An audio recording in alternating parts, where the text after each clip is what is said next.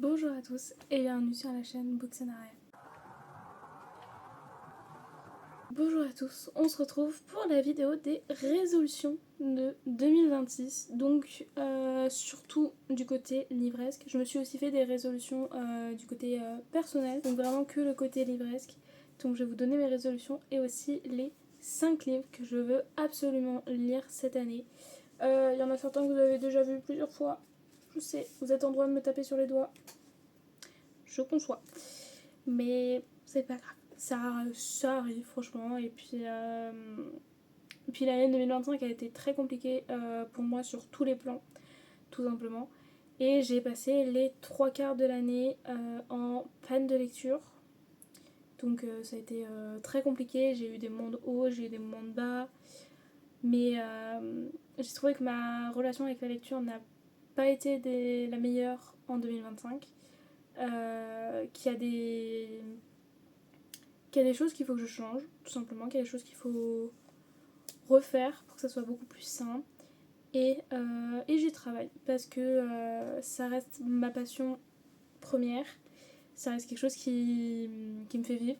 Concrètement, c'est quelque chose qui m'anime tous les jours.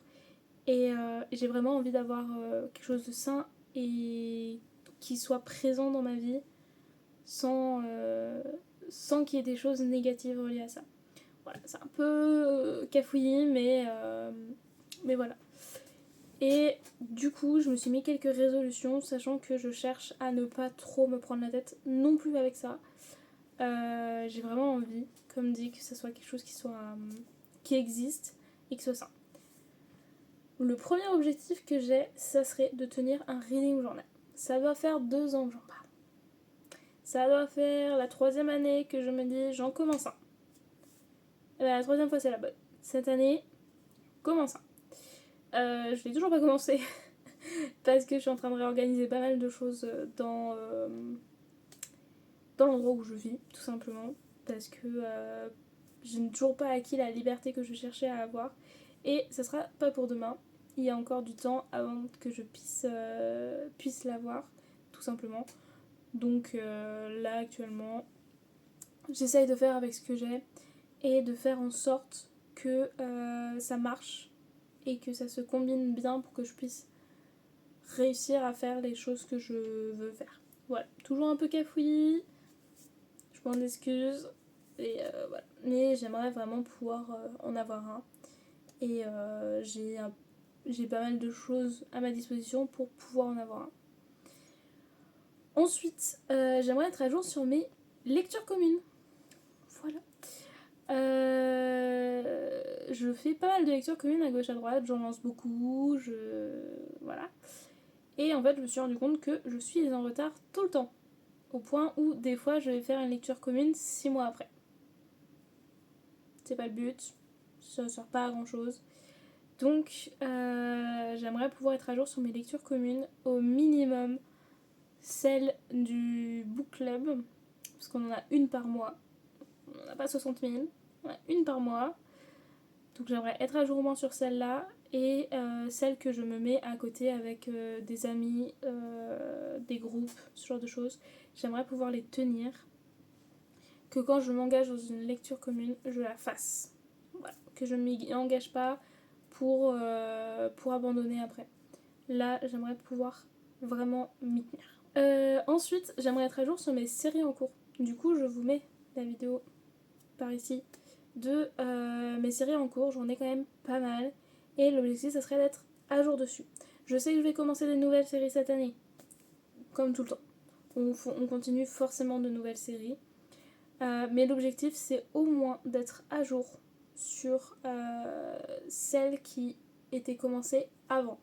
C'est-à-dire que toutes celles qui étaient commencées au 1er janvier 2026, j'aimerais qu'elles soient à jour ou terminées le plus possible au 31 décembre 2026. C'est assez ambitieux parce qu'il y en a quand même pas mal. Mais j'ai vraiment envie d'avancer sur mes séries et pas en avoir 1 million en cours et ne pas savoir où je vais. Alors que si elles sont à jour, au moins je sais. Et voilà. J'essaye d'être moins fermée au fait de DNF un livre ou une série. Pour le moment, c'est encore un peu compliqué. Mais j'essaye de me dire que si le premier tome m'a pas accroché, et ça va pas accrocher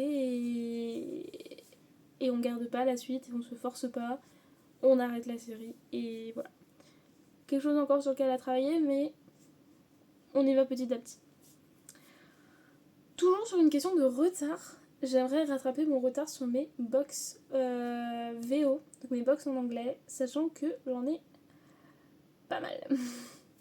Je commence à en accumuler quelques-unes des box et c'est quelque chose qui reste très important pour moi.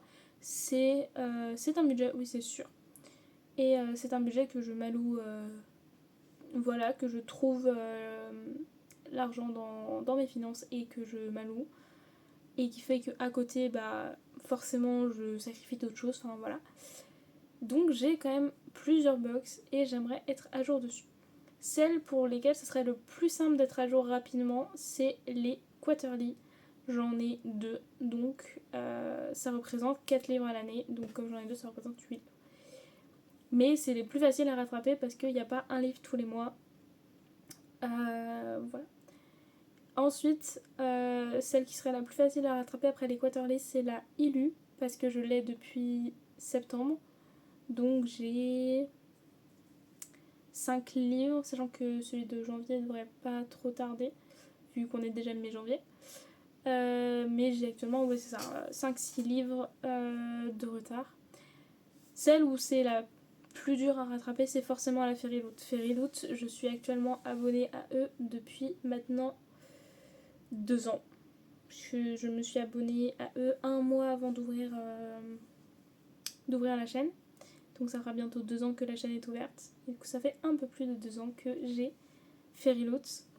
Donc eux c'est clairement les plus durs à rattraper et je pense pas réussir à rattraper un jour mon retard que j'ai dessus. Mais j'aimerais pouvoir quand même y arriver.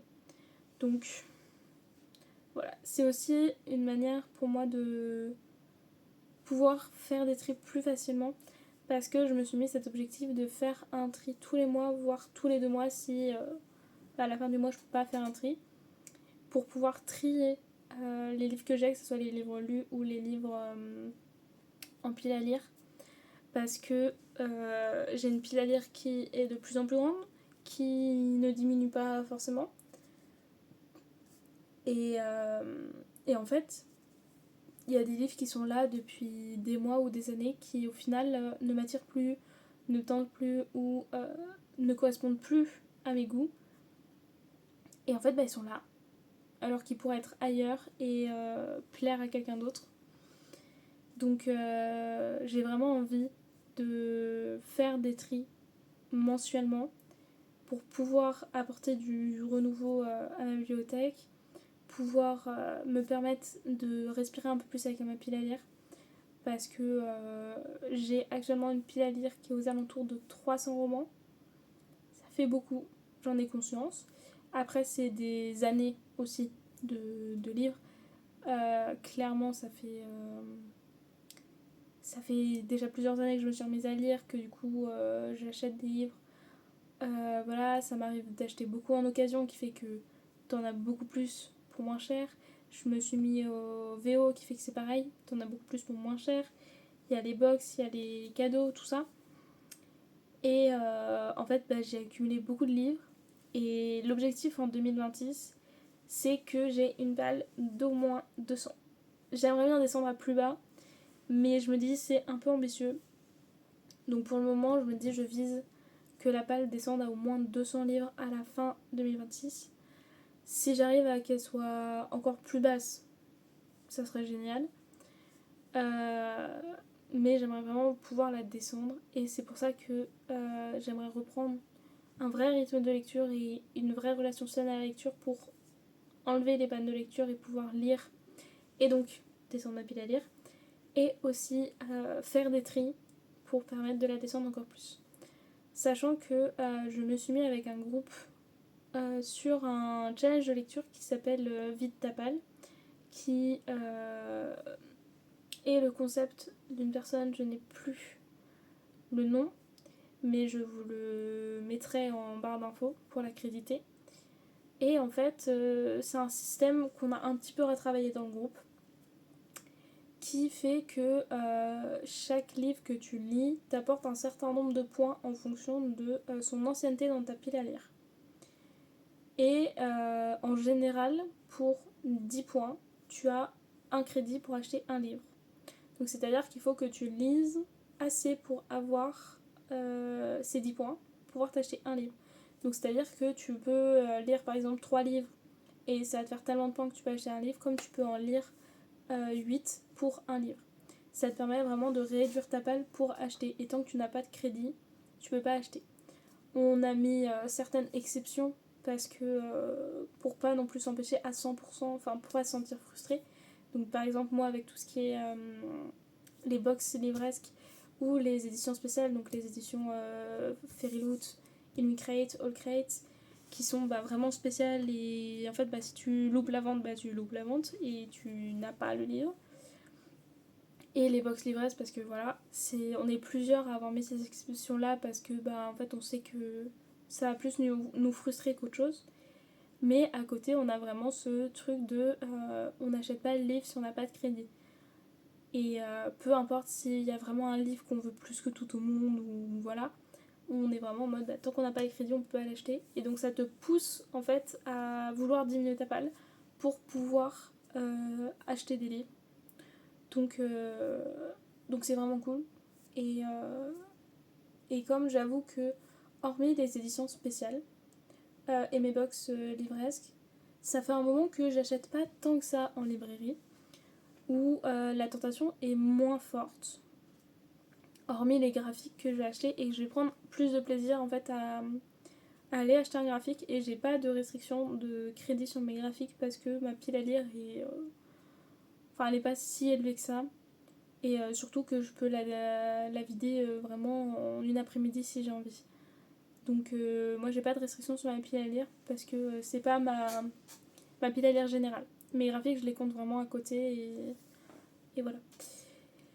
Et du coup je prends beaucoup plus de plaisir à aller vers ça et à en acheter et à avoir envie d'en acheter que les romans en termes général.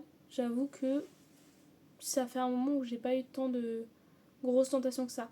Il y en a certaines forcément, oui c'est sûr. Par exemple les plumes blanches, que du coup je me suis offert avant ce blocage de pile à lire. Ou par exemple il y a quelques sorties qui arrivent, qui forcément font super envie.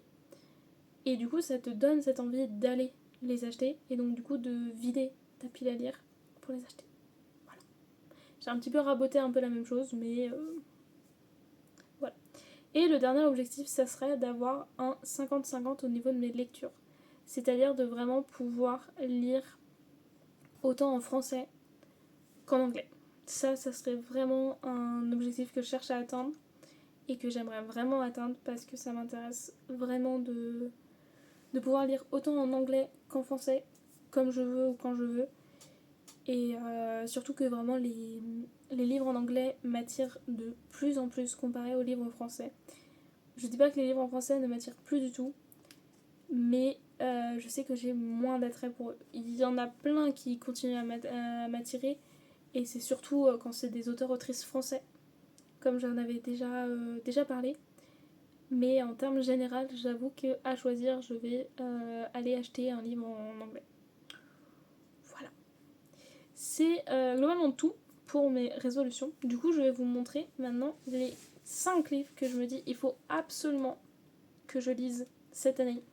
Bon, un petit peu tout en termes de taille, il y a des briques, il y a des pas briques. Mais j'ai vraiment fait une sélection en me disant ces livres-là, je veux les lire cette année. J'ai mis First Time Caller de Becca Borison, qui est du coup le premier Allcrate de la Quarterly Romance que j'avais reçu. Donc ça fait maintenant 1 an qu'il est chez moi, qu'il attend. Il y a la vente du second tome dans l'univers. Donc c'est pas la suite de ce personnage-là, mais c'est dans le même univers avec d'autres personnages. Et j'ai toujours autant envie de le lire, j'en entends toujours autant parler, et il m'attire toujours autant. Donc en fait, je suis en mode, je veux le lire. Il faut vraiment que je me mette à le lire, et j'ai vraiment trop envie de le lire. Donc voilà. J'en ai parlé il n'y a pas si longtemps que ça. J'en parle très souvent. The Irresistible Urge to Fall for Your Enemy de Brigitte Kingley. J'ai toujours autant envie de lire ce roman. Ça ne passe pas, ça ne se calme pas. J'ai vraiment toujours trop envie de découvrir ce roman, cet univers, ce personnage. Faut vraiment que je me bloque un temps et que je me mette dessus. Ensuite, j'ai choisi Watermoon de Samantha Soto et Mbao. Donc, du coup, je vous montre l'édition que j'ai reçue pour Noël. Qui, du coup, est là depuis, vous me direz, 2 semaines dans ma pile à lire. Mais j'ai la version Waterstone depuis 1 an dans ma pile à lire. Voilà, que j'ai reçue en janvier. Donc j'ai toujours trop envie de la lire, ça m'attire toujours autant. C'est une des lectures préférées d'une amie qui a des critères ultra sélectifs pour ses lectures. Et du coup c'est super rare qu'elle ait des coups de cœur. Donc je suis ultra curieuse de voir qu'est-ce qui l'a charmée. Et puis j'ai trop envie de le lire. J'ai sur le papier, il m'attire de ouf. Du coup j'ai trop envie de le lire. Et j'ai pris 2 français pour équilibrer un petit peu. Ça tombe bien, vous les connaissez. Je pense que vous les avez vus passer un petit peu beaucoup de fois. Ils sont de retour, parce qu'ils n'ont toujours pas été lus. La passeuse de mots de Alric et Jennifer Twice. Voilà, ce pavé est toujours autant présent dans ma pile à lire. Et alors je vais clairement pas le lire tout de suite, pour la simple et bonne raison que j'ai une lecture commune en cours. Sur Jusqu'au plus profond des astres, donc qui est du coup une autre saga, mais c'est une duologie de Alaric et Jennifer. Et je me suis dit que je finissais Jusqu'au plus profond des astres avant de me mettre dans la passeuse de mots. Mais c'est prévu. Je ne finis pas 2026 sans avoir lu cette saga. Et pour finir, parce qu'on aime bien les pavés ici, j'ai mis le livre Maudit d'Azraël, donc le tome 1 dans la saga God and Monster de Amber V. Nicole. Le tome 3 va sortir en mars. C'est un pavé, on se l'entend. C'est une des séries, des sagas préférées d'une de mes proches. Voilà, je pense que si je ne finis pas par lire mes sagas préférées du book club, vous allez retrouver ma tête en haut d'un piquet. Voilà, comme dans le temps. Mais j'ai vraiment trop envie de le lire. C'est pareil, on retombe sur un univers qui est sombre, qui vraiment fait super envie. Et je sais pas, il est là, il attend. Ça doit faire 1 an qu'il est dans ma pile à lire. Peut-être un peu plus, je sais plus. Je vous avoue, je sais même plus, parce que je sais plus quand il est sorti. Ça fait un petit moment déjà qu'il est sorti. La version originale est sortie en 2022 et ça c'est sorti en septembre 2024. Donc je sais plus si moi je l'ai acheté fin 2024 ou début 2025. Faudrait que je revérifie. Mais voilà, ça fait un moment pareil qu'il est dans ma pile à lire. J'ai extrêmement envie de le lire. Il m'attire sur tous les points. Il a un univers qui est super vaste, qui est super intéressant. Il faut prendre le pas et lire. Voilà. c'est tout simple, mais vraiment prendre le pas et lire.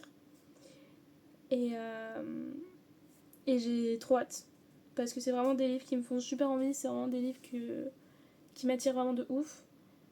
Et j'ai plein de livres comme ça, pareil, dans ma bibliothèque. En fait, j'ai tellement de livres qui me font envie, que j'ai super envie de lire. Et en fait, on peut pas lire 300 livres d'un coup.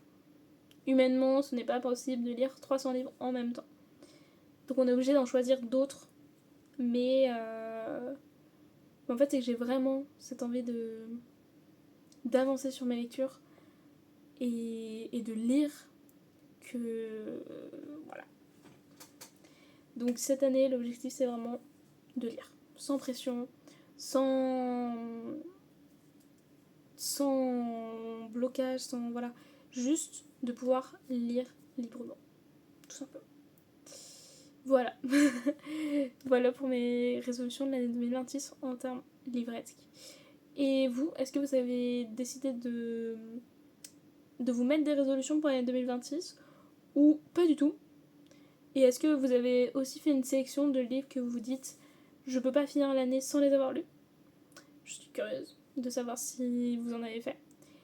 Et je vous souhaite comme d'habitude une bonne journée, une bonne semaine, une bonne soirée. Et on se dit à bientôt. Salut!